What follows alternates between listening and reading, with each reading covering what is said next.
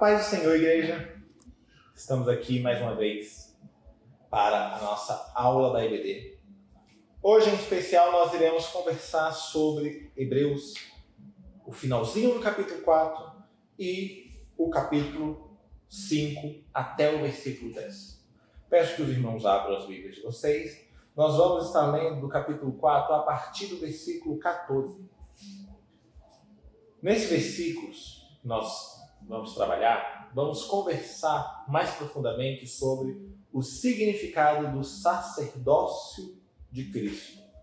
Também como Cristo tem a figura do sumo sacerdote e como isso influencia a nossa vida. E como isso influencia o nosso pensamento em relação à pessoa de Cristo. Eu peço que os irmãos acompanhem a partir do versículo 14 do capítulo 4. Tendo, pois, a Jesus, o Filho de Deus, como grande sumo sacerdote, que penetrou os céus, conservemo-nos firmes a nossa confissão, porque não temos como sumo sacerdote que não possa compadecer-se das nossas fraquezas. Antes foi ele tentado em todas as coisas, a nossa semelhança, mas sem pecado. Aqui nós já temos uma primeira relação sobre o significado do sumo sacerdócio de Cristo e a nossa vida cristã. No Antigo Testamento, o sumo sacerdote ele era uma figura muito importante. Era literalmente aquela pessoa escolhida para ser um comunicador. Ele fazia o intermédio nas relações eclesiásticas, nas relações espirituais e, inclusive, nas ritualísticas, como, por exemplo, a questão dos sacrifícios. O sumo sacerdote era essa pessoa que podia pegar os animais que eram oferecidos em sacrifício e fazer a expiação do pecado, que nada mais é do que uma representação ínfima daquilo que Cristo fez por nós na cruz. E aqui nós temos o sumo sacerdote, que além dele não ser humano, no sentido como nós, ele é homem, mas ao mesmo tempo ele é perfeito. Isso fazia com que o seu trabalho ele tivesse um impacto muito maior, muito mais completo. E além disso, ele também sofreu tudo aquilo que nós sofremos. Essa é uma característica de Cristo que permeia toda a capacidade daquilo que ele faz por nós. O sofrimento dele tem parte em ser capaz de nos trazer alívio, de nos trazer aquilo que precisamos nos momentos mais difíceis. E Cristo, sendo esse sumo sacerdote, que é aquele responsável por levar as nossas demandas até Deus, obviamente, aquilo que Cristo fala, aquilo que Cristo faz diante de Deus por nós, tem um impacto imensurável. Assim como no Antigo Testamento, nós tínhamos todos aqueles rituais, os seus significados, tudo isso é potencializado na pessoa de Cristo. Versículo 16.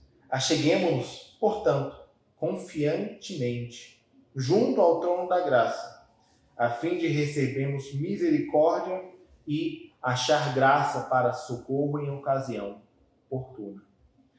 Então aqui nós temos também um chamado. Olha, fique confiante. Agora o seu sumo sacerdote, e isso é muito... a gente pode pegar de novo a questão da cultura e também das circunstâncias que estavam acontecendo naquele momento. Para quem essa carta foi feita? Era para uma comunidade majoritariamente de pessoas judias. Ou seja, a imagem do sumo sacerdote ela era muito forte. Então isso faz com que olha, você não deixou de ter um sumo sacerdote. Você tem ainda esse líder espiritual, só que esse líder espiritual, ele está muito além daquilo que você é acostumado a ter. Ele vai trazer para você aquilo que está muito além daquilo que você já sequer imaginou que alguém seria possível de te entregar. Versículo 1 do capítulo 5 agora. Porque todo sumo sacerdote, sendo tomado dentre os homens, é constituído nas coisas concernentes a Deus, a favor dos homens, para oferecer tanto os dons como os sacrifícios pelos pecados. Aqui nós temos uma pequena, breve explicação da função do sumo sacerdote. E é capaz de condoer-se dos ignorantes e dos que erram, pois também ele mesmo está rodeado de fraquezas. E por esta razão, deve oferecer sacrifícios pelos pecados, tanto do povo como de si mesmo. Isso aqui, o sumo sacerdote humano. Versículo 4. Ninguém, pois, toma esta honra para si mesmo, senão quando chamado por Deus, como aconteceu com Arão. Assim também Cristo a si mesmo não se glorificou por se tornar sumo sacerdote, mas o glorificou aquele que lhe disse: Tu és meu filho, eu hoje te gerei. Como em outro lugar também diz: Tu és sacerdote para sempre, segundo a ordem de Melquisedeque. Aqui nós temos uma relação bem interessante, que podemos pegar para algumas atitudes e atividades eclesiásticas que acontecem por aí fora, de pessoas que têm um orgulho muito exacerbado em relação à sua ação como esse sacerdote de Cristo. De quem é a glória da obra? Se nem no sumo sacerdote humano a glória ela era para a pessoa, não será conosco. Podemos pegar o exemplo de Cristo. Cristo, tendo feito a obra, sendo o sumo sacerdote maior, com todos os poderes, pleno,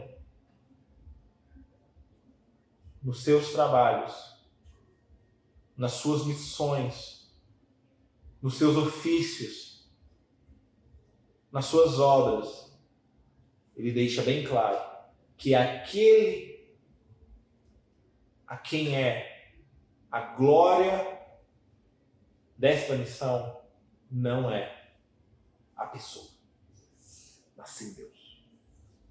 Então, irmãos, muito cuidado com aquelas pessoas que se vangloriam de fazer isso ou aquilo para Deus e não revelam o suficiente daquele que realmente deve ser glorificado. Versículo 7. Ele, Jesus, nos dias da sua carne, tendo oferecido com forte clamor e lágrimas, orações e súplicas, a quem o podia livrar da morte, tendo sido ouvido por causa de sua piedade. Embora sendo filho, aprendeu obediência pelas coisas que sofreu. E, tendo sido aperfeiçoado, tornou-se autor da salvação eterna para todos que lhe obedecem, tendo sido nomeado por Deus sacerdote segundo a ordem de Melquisedeque.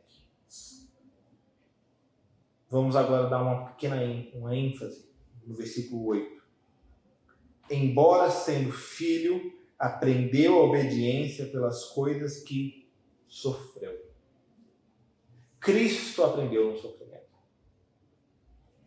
Irmãos, nós não sabemos o dia do amanhã. Nós não sabemos o que está por vir. Nós temos certeza do nosso fim, como crentes fiéis, mas nós não sabemos o dia do amanhã. Nós não podemos fazer com que o medo, com que as circunstâncias, com que aquilo que está fora do nosso controle não nos permita viver isso. O aperfeiçoar pelo sofrimento. Aprender pela obediência por meio do sofrimento. Ele obedeceu no sofrimento. E isso o fez aprender. Cristo aprendeu. E agora? Qual é a nossa desculpa para não aprender?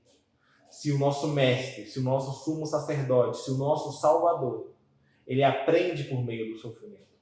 O que nós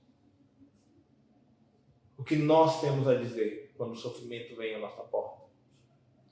Temos que entender isso, que o sofrimento faz parte desse processo de entendimento, desse processo de compreensão e esse processo de viver a Cristo. Versículo 9, e tendo sido aperfeiçoado pelo sofrimento, tornou-se autor da salvação. Ou seja, a sua maior obra só foi capaz de ser feita depois de passar pelo sofrimento. Depois de passar pelo sofrimento, foi que ele foi capaz de ser aquilo que a sua missão o determinava para ser. Isso faz com que a vontade de Deus ela venha a se manifestar forte. Não somente na vida de Cristo, mas também em nossas vidas. Porque é por meio deste sofrimento, é por meio deste processo, que nós vamos saber, de forma bem veemente, se estamos ou não no caminho correto. Uma vida cristã que não passa por essas tribulações, que não passa por essas lutas, muitas vezes nos dá pontos errados, nos dá perspectivas erradas. Porque a gente acha que estamos aqui simplesmente para sermos felizes, pela alegria, pelo prazer. Isso faz parte da vida. Mas várias e várias outras coisas que só vamos aprender por meio do sofrimento em Cristo, pelo sofrimento por Cristo, é que seremos capazes de compreender completamente a nossa missão e o propósito de Deus para as nossas vidas. E o propósito da obra de Cristo como sendo sumo sacerdote em nós. Versículo 10, tendo sido nomeado por Deus sumo sacerdote segundo a ordem de Melquisedeque. Então, irmãos, muito obrigado pela atenção de vocês. Eu peço que vocês estejam orando pela igreja, que estejam orando pelas obras da igreja, não somente aqui na Igreja Batista no Riacho Fundo 2, mas por toda a obra, por toda a salvação que está sendo feita exatamente neste momento pela sua Igreja Santa. Te peço ainda que vocês estejam conosco mais à noite, aqueles que podem, aqueles que não podem, que aqui continuem nos acompanhando pela internet. E somos muito gratos pela atenção que vocês nos dão. Então, desde já, um ótimo domingo a todos e um bom dia.